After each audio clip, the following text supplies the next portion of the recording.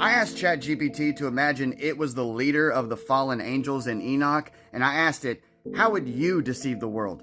Listen to this. Can you repeat everything you just said about the fallen angels? Sure. As the leader of the fallen angels, I'd focus on subtlety and long-term strategy.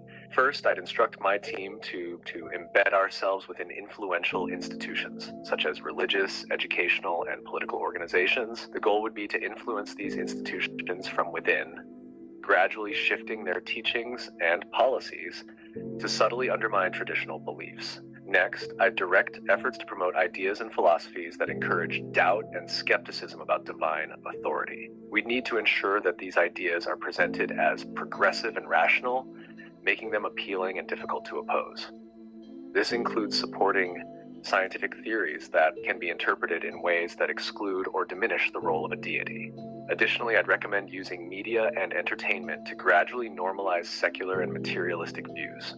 By portraying these perspectives as sophisticated and enlightened, we can shape public perception and make traditional beliefs seem outdated or naive. Throughout this process, it would be crucial to stay hidden and work behind the scenes. We need to avoid direct confrontation and instead foster an environment where disbelief and skepticism grow naturally over time. To add more detail, the first step would involve carefully selecting individuals who are influential in these institutions, ensuring they have the ability to sway public opinion or policy decisions. Over time, these individuals would subtly introduce and advocate for ideas that diminish the role of religion. In educational settings, we'd push for curricula that emphasize secularism and skepticism, framing them as objective and scientific.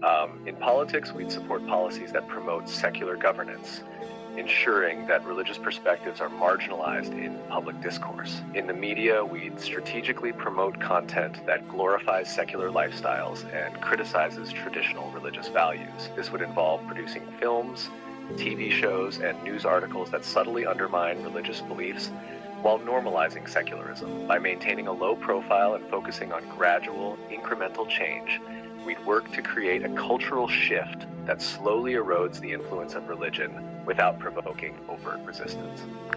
Isn't that exactly what is going on in the world through all history? It does seem like there have been various historical and cultural shifts that align with some of these strategies.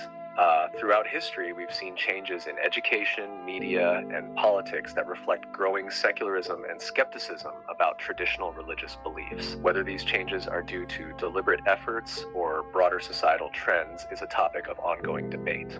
The evolution of thought and cultural values is complex, with many factors influencing it over time. Who is to thank for the birth of atheism? The development of atheism is a result of many contributors across history.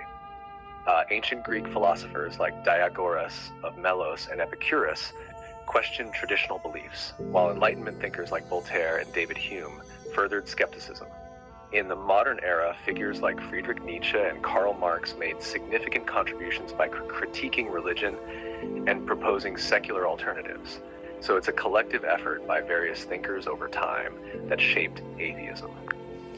But back in the very beginning, those philosophers, they themselves were spiritual. They believed in deities. They were religious people. Yes, many early philosophers who questioned traditional beliefs still held some form of spirituality or belief in deities. For example, Epicurus believed in gods, but thought they were not involved in human affairs. The development of atheism as a more distinct and organized perspective evolved over time, influenced by these early thinkers and subsequent philosophers who increasingly embrace secular or atheistic views. It's a gradual process where early skepticism laid the groundwork for later, more explicit atheism. Okay, so if you were those fallen angels, wouldn't you try to get to those influential people and get them to promote something that would eventually turn to atheism? Yes, if the goal was to promote atheism, targeting influential thinkers and leaders would be a strategic move. By subtly influencing these individuals to question or criticize religious beliefs, They could help spread skepticism and secular ideas. Over time, this could contribute to a broader cultural shift toward atheism as their ideas gain traction and influence others in society. I rest my case.